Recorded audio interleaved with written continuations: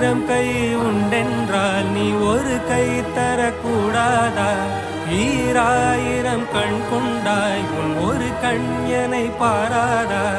உன்னில் சரணடைந்தேன் இனி நீ கதியே.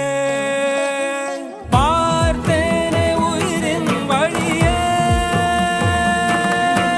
யார் கண்ணும் காணா முகமே. கல்